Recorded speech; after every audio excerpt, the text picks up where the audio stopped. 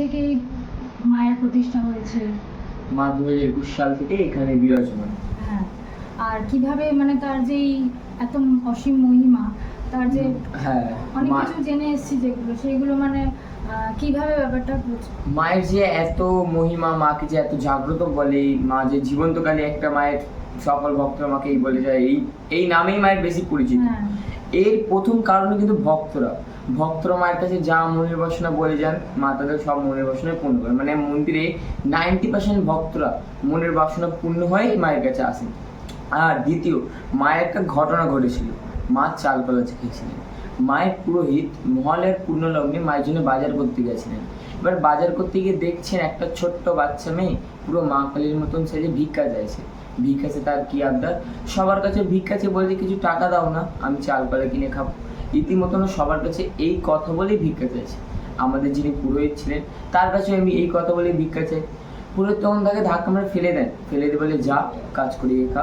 আর বাচ্চা মেয়েটিও তখন গা ঝাড়ে দিয়ে বলে আমি যদি কাজই পেতাম তো তোর কাছে ভিক্ষা চাইতে আসতাম। বাচ্চা মেয়েটিও চলে যায়, আমার যিনি পুরোহিত ছিলেন তিনিও চলে যায়।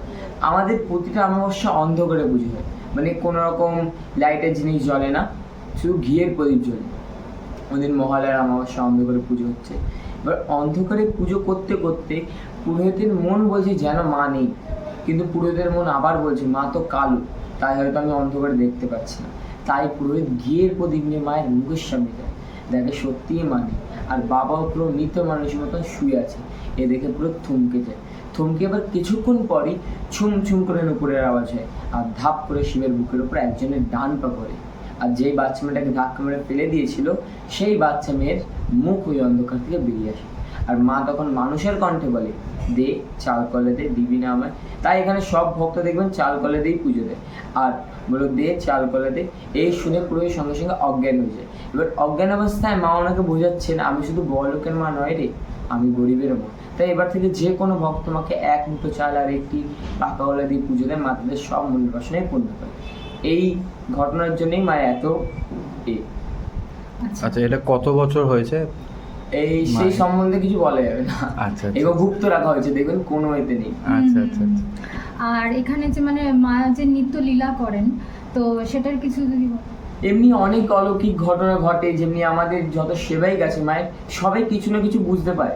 আর সেবাইক না, ভক্তরাও অনেক কিছু বুঝতে পারে। তাই আমি একটা ভক্তেরই ঘটনাটা শোনাচ্ছি। নদিয়া দিয়ে একটা দাদা এসেছিলেন।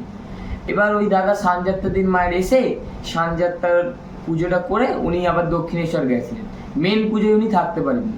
তাই উনি যখন বাড়ি ফিরছেন ট্রেনে করে, তখন মাকে মন খারাপ করে বলছে মা এত দূর দিয়ে আসলাম মা তোর কাছে, বেশি সময় কাটাতে পারলাম না, আবার কবে ডাকবি? এই বলে উনি যাচ্ছেন। আবার বাড়িতে ঘুমানোর আগে এই সেম কথা বলে উনি মানে দুঃখ পেয়ে মাকে বলছেন। আর কিছুক্ষণ পরে নাকি উনি নুপুরের আওয়াজ শুনতে পান, নাকি কেউ হেঁটে যাচ্ছে এমনি দেখতে পান। তাই উনিই বলেছেন মা ওনার বাড়ি গেছে। আর হ্যাঁ, মা ভক্তদের বাড়ি যায়। আর আমাদের মন্দিরে 4 বেলা পুজো হয়। একটি হলো 8টা নাগাদ, সকাল 8টা, দ্বিতীয় এই 12:30 নাগাদ, আর তৃতীয় 6টা। আর মায়ের রাত্রিবেলা একটা পুজো হয়, এটা গুপ্ত পুজো।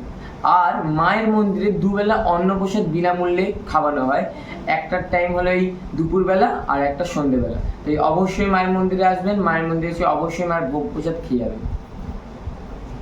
আর অক্ষয় তৃতীয়ার সময় যে একটা ওই ব্যাপারটা, হ্যাঁ হ্যাঁ, আমি বলে দিচ্ছি এটা। আর মায়ের এখানে একটা অক্ষয় পাত্র উৎসব হয়। এই উৎসবটা অনেকটাই রেয়ার, আমাদের মায়ের মন্দিরে পালন করা হয়। মা বছরে কোনো দিন, বছরে 365 দিন কোনো বাইরের খাবার খান না, মানে কেউ রান্না করে দিলে খান না, কিন্তু ওই বছরে একটা দিন মা সবার হাতে খান।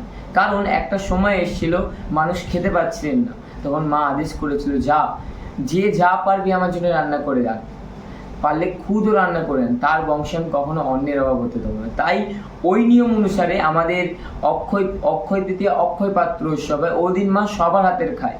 আর ওই দিন মাকে স্বর্ণ দান করতে হয়। স্বর্ণ মানে 1 কুচি সোনাও। কারণ ওই দিন মাকে যদি কেউ অন্ন দান করে তো ওর বংশে কখনো অন্যের অভাব হয় না।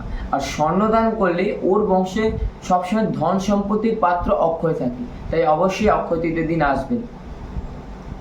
আর ফলহারিণী কালী পুজোতে ওই 108টা ফল দিয়ে ওইটা 108টা লেবু। 108টা লেবু